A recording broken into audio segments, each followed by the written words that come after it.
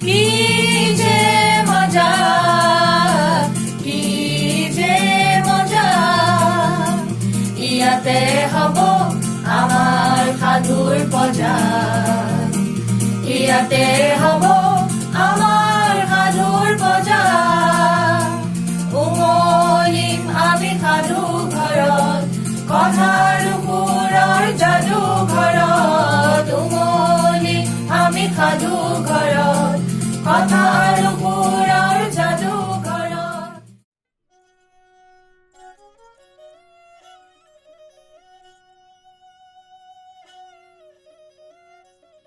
অন্তৰংগৰ সাধুঘৰ। অন্তৰংগৰ সাধুঘৰত আজি মই নীলাক্ষী বাই দেশী বিদেশী সাধু শিতানত এছিয়া মহাদেশৰ এটি লোককাহিনী লৈ আহিছোঁ। কাহিনীটোৰ নাম হৈছে সাপ আৰু নেউলৰ কাহিনী। অতি প্ৰাচীন কালৰ কথা। আগৰ দিনত হেনো সাপবিলাকৰ গাত কোনো বিষেই নাছিলে। সাপবিলাকে যদি কোনোবা জীৱ জন্তু বা মানুহক খুটিয়াইছিল তেন্তে হেনো বিষ নালাগিছিলেই। এই বিষবিলাক কাৰ তাত আছিল তোমালোকে জানানে? এই বিষবিলাক আছিল হেনো নেউলবোৰৰ গাতহে। নেউলবোৰৰ উপদ্ৰৱ ইমানেই বাঢ়ি গৈছিল যে এফালৰ পৰা সকলো জীৱ জন্তু সিহঁতি ধ্বংস কৰি গৈছিল। নেউলৰ উপদ্ৰৱত অতিষ্ঠ হৈ সকলো জীৱ জন্তুৱে এদিন এখন আলোচনা সভাৰ আয়োজন কৰিলে আৰু সেই আলোচনা সভাখনত সকলো জীৱ জন্তুবিলাকে নিজৰ নিজৰ মতামত দাঙি ধৰিলে।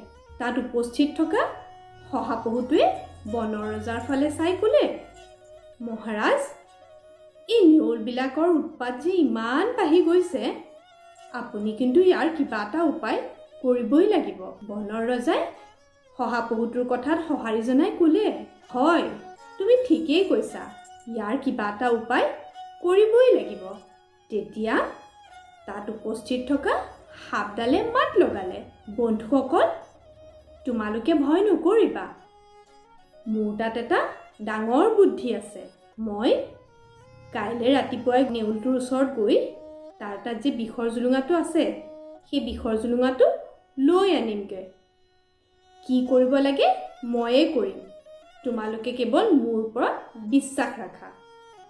সেই বুলি কৈ সাপডাল গৈ নেউলৰ গাঁতৰ সন্মুখত উপস্থিত হ'লগৈ।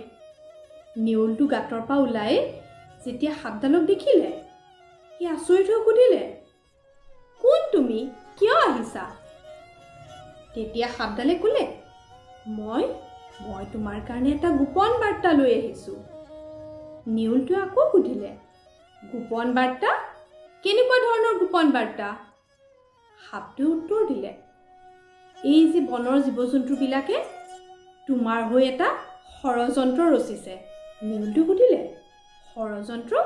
কেনেকুৱা ধৰণৰ ষড়যন্ত্ৰ? সাপটোৱে আকৌ ক'লে, তোমাৰ তাত যি বিষৰ জুলুঙাটো আছে সেই বিষৰ জুলুঙাটো তোমাৰ পৰা কাঢ়ি নিবৰ কাৰণে বনৰ জীৱ জন্তুবিলাকে এটা ষড়যন্ত্ৰ ৰচিছে আৰু সেই বাৰ্তাটোকে মই তোমাক দিবলৈ আহিছোঁ। তুমি মোক তোমাৰ বন্ধু বুলি ভাবা আৰু মোক বিশ্বাস কৰা। তোমাৰ তাত যিটো বিষৰ জুলুঙা আছে সেই বিষৰ জুলুঙাটো বৰ্তমানৰ কাৰণে তুমি মোৰ তাত থৈ দিয়া আৰু তোমাক যেতিয়াই দৰকাৰ হ'ব মই তোমাক ঘূৰাই দিম।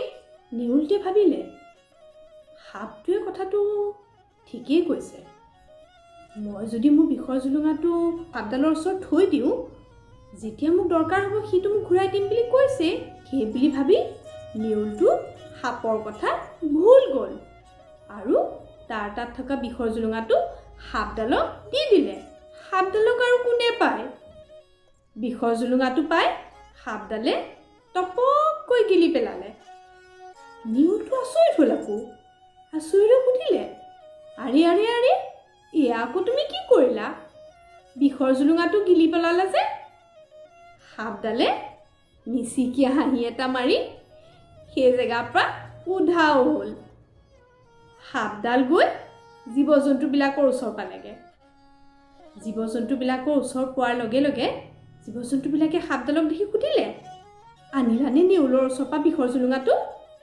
আনিলা যদি দিয়া, আমি ইয়াক এতিয়াই নষ্ট কৰি পেলাম। তেতিয়া সাপডালে উত্তৰ দিলে, আনিলোঁ, তোমালোকে আৰু এতিয়া নেউললৈ ভয় কৰিব নালাগে। নেউলৰ তাত আৰু এতিয়া বিষ নাই। বিষৰ জুলুঙাটো মই গিলি থলোঁ। আগতে তোমালোকে নেউলক ভয় কৰিছিলা, এতিয়া তোমালোকে মোক ভয় কৰিব লাগিব। সেই বুলি কৈ সাপডাল সেই জেগাৰ পৰা আঁতৰি গ'ল। বেচেৰা জীৱ জন্তুবিলাক আগতে নেউলক ভয় কৰিছিলে, এতিয়া সাপক ভয় কৰিব লগা হ'ল। সেই তেতিয়াৰ পৰাই হেনো নেউলবিলাক হৈ পৰিল সাপৰ শত্ৰু। আৰু এতিয়াও যদি সাপ আৰু নেউল সন্মুখাসন্মুখী হয় তেন্তে তাহাঁতৰ মাজত মহাযুদ্ধ হয়। কি কাৰণে জানানে? কাৰণ সাপডালে যে নেউলৰ পৰা বিষৰ জুলুঙাটো লৈ গ'ল, সেইকাৰণে তাহাঁতৰ মাজত এতিয়া মহাযুদ্ধ হয়। কাহিনীটো বুজি পালানে? এইটোৱে হৈছে আজিৰ সাপ আৰু নেউলৰ কাহিনী।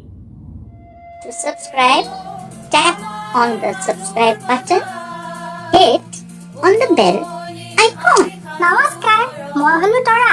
মই আপোনালোক সকলোকে অনুৰোধ জনাব বিচাৰিছোঁ, ককা আইতা, বৰ্তা বৰমা, জেঠাই জেঠু, মহা মাহী, মামা মামী, পেহা পেহী আৰু আংকেল আণ্টি আৰু মোৰ বন্ধুসকল, আমাৰ সাধুঘৰ নামৰ এই ইউটিউব চেনেলটি আপোনালোকে যেন অনুগ্ৰহ কৰি ছাবস্ক্ৰাইব কৰে। আমি সদায় ধুনীয়া ধুনীয়া নতুন নতুন সাধু লৈ আহিম। ধন্যবাদ। কি যে মজা, কি যে মজা।